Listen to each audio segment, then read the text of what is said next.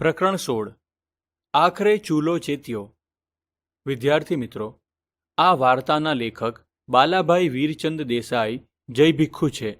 આ કથા નેતાની લોકો પ્રત્યેની ચિંતા અને તેની જવાબદારીની સમજ આપે છે। માનવતાનો મહિમા આ વાર્તામાં સુંદર રીતે દર્શાવવામાં આવ્યો છે। હજરત ઉમર સાહેબ ઇસ્લામી ખિલાફતના બીજા નેતા હતા। ખિલાફતની લગામ જેના હાથમાં હોય તેનું નામ ખલીફા। આ પદ માટે પ્રજામાંથી યોગ્ય વ્યક્તિની પસંદગી કરવામાં આવતી। ખલીફા હઝરત ઉમર સાહેબ એમના વીરતા, ઉદારતા અને ચારિત્ર્યથી ખૂબ પંકાયેલા હતા। સાદગી તો એમની, કેટલીક વાર તેમના કપડા પર બાર થીંગડા જોવાતા ને બુતાનની જગ્યાએ તેઓ બાવળની શોળોથી ચલાવી લેતા। તેઓ કહેતા કે માણસના કપડા પર લાખ થીંગડા હશે તો ચાલી શકશે, પણ એના ઈમાન પર એક પણ થીંગડું નહીં ચાલે। એકવાર ખલીફા સાહેબ પોતાના બંદા સાથે રૈયતની સ્થિતિ જોવા નીકળ્યા। વસ્ત્રો એટલા સાદા હતા કે કોઈ તેમને ઓળખી શકે તેમ નહોતું। તેઓ ફરતા ફરતા મદીનાથી 3 માઇલ દૂર આવેલા ગામમાં જઈ ચડ્યા। ફરતા ફરતા ગરીબ લોકોના લત્તામાં આવ્યા। અહીં એમણે એક કંગાળ ઘરમાં અજબ દ્રશ્ય જોયું। એક બચરવાળ વિધવા સ્ત્રી ચૂલા પર હાંડલી ચડાવીને બેઠી હતી। એ કેટલીય વાર ચાટવો લઈને હાંડલીમાં હલાવ્યા કરતી, પણ છોકરાઓને ખાણું પીરસતી નહોતી। છોકરા ભૂખ્યા થયા હતા અને ખાવા માટે પડાપડી અને રડારડી કરતા હતા। ખલીફા સાહેબ ભૂખનું કરુણ દ્રશ્ય જોઈ રહ્યા। વખત વીતતો ચાલ્યો। પેલી બાઈ ભૂખ્યા બાળકોને કંઈ પીરસે જ નહીં। ખલીફા સાહેબને વાતો કરતી હતી। પેલી બાઈ વિચિત્ર સ્વભાવની લાગી। એ કેટલાય વખતથી મીઠું મીઠું ને લહેજતદાર ખાવાનું ખવડાવવાની વાત તો કરતી હતી, પણ હાંડલી ચૂલેથી ઉતારતી નહોતી। ગમે તેટલી મીઠી વાતોથી કાંઈ માણસનું પેટ ભરાય છે? છોકરા ખૂબ રડવા લાગ્યા। દયાળુ ખલીફાથી આ દ્રશ્ય ન જોઈ શકાયું। તેઓ આગળ વધ્યા ને ઝૂંપડીના બારણા પાસે આવીને ઊભા રહ્યા। દેવદૂત જેવા કોઈ ઉંમરલાયક આદમીને બારણામાં ઊભેલા જોઈ સ્ત્રી અદબ કરી ઊભી થઈ।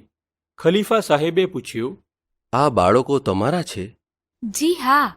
ઓરતે જવાબ આપ્યો। એ જાણતી નહોતી કે આ પુરુષ કોણ છે। તો તમારા બાળકોને નાહક શા માટે રડાવો છો? ન રડાવું તો શું કરું? સ્ત્રીના મોં પર દુઃખ છવાઈ ગયું।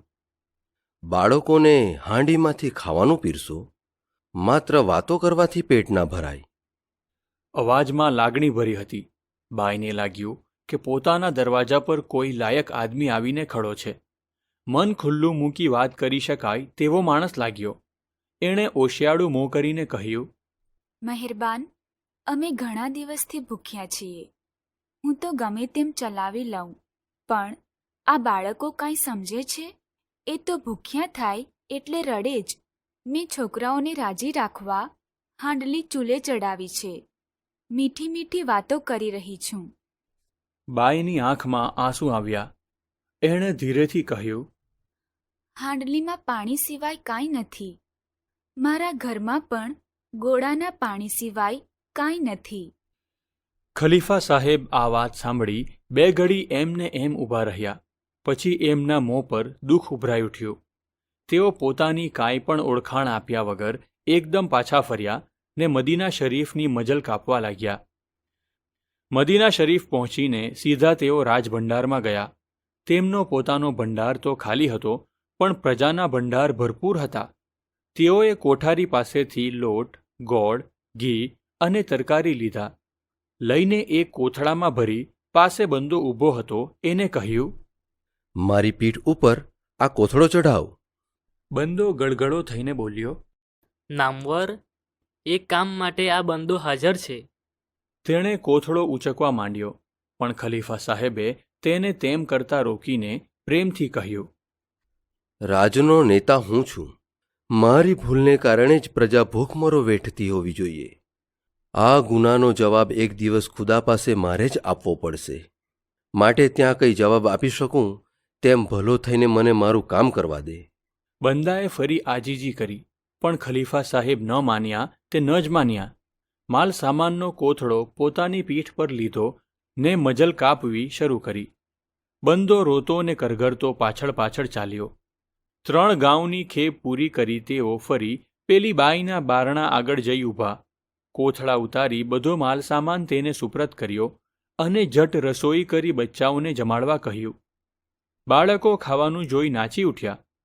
મા લોટ બાંધવા બેઠી, પણ ચૂલો બુઝાઈ ગયો હતો. સૂકા બળતણ હતા તે પૂરા થઈ ગયા હતા ને લીલા બળતણથી ચૂલો જલતો ન હતો. છોકરા તો અધીરા બન્યા હતા. બાઈ એક હાથે ચૂલો જલાવે ને બીજે હાથે લોટ બાંધે, પણ એ રીતે કામ ઝટ ક્યાંથી થાય? ખલીફા સાહેબથી આ વિલંબ સહન ન થયો. તેમણે કહ્યું, તું લોટ બાંધ, હું ચૂલો જલાવી દઉં. ને ખલીફા સાહેબ ચૂલો જલાવવા બેઠા. બળતણ લીલું એટલે ધુમાડાથી આંખો લાલ લાલ થઈ ગઈ ને ફૂંકી ફૂંકીને મોં તથા દાઢી રાખથી ભરાઈ ગયા. પણ ખલીફા સાહેબ એક બાપના પ્યારથી બાળકો સામે જોતા જાય, ધીરું ધીરું મલકાતા જાય ને ચૂલો ફૂંકતા જાય. આખરે ચૂલો ચેત્યો. ખાણું ઝડપથી તૈયાર થયું. બાળકો ખાવા બેસી ગયા. ખલીફા સાહેબ પિતાના પ્યારથી બાળકોને જમતા જોઈ રહ્યા. પેલી બાઈએ આ અમીર માણસનો આભાર માનતા કહ્યું, ખુદા તમને લાંબી ઉંમર ના કરે.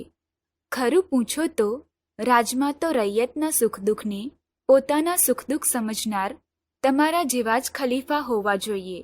હજરત ઉમર જેવો ખલીફા હોય તો પણ શું, ને ન હોય તો પણ શું? પ્રજા એને શું કરે?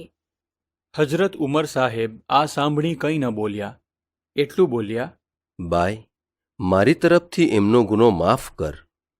હજરત ઉમરના ભલા માટે ખુદાને દુઆ કર. ને આટલું કહી આંખમાં આંસુ સાથે એ બહાર નીકળી ગયા. સારાંશ: આ વાર્તા ખલીફા હજરત સાહેબ, એક ગરીબ વિધવા મહિલા અને તેમના ભૂખ્યા બાળકોની છે. હજરત ઉમર સાહેબ ઇસ્લામી ખિલાફતના બીજા ખલીફા. તેમની નીતિ, ઉદારતા અને સાદગી માટે જાણીતા હતા. એકવાર તેઓ રૈયતની સ્થિતિ જોવા માટે નીકળ્યા અને ગરીબ વિધવા મહિલા અને તેના ભૂખ્યા બાળકોના કરુણ દ્રશ્ય જોયા. વિધવા સ્ત્રી ફક્ત પાણીની હાંડલી ગરમ કરીને બાળકોને રીઝવતી હતી, કેમ કે તેના ઘરમાં ખાવા માટે કશું જ નહોતું. આ દ્રશ્ય જોઈ તેમને ખૂબ દુઃખ થાય છે.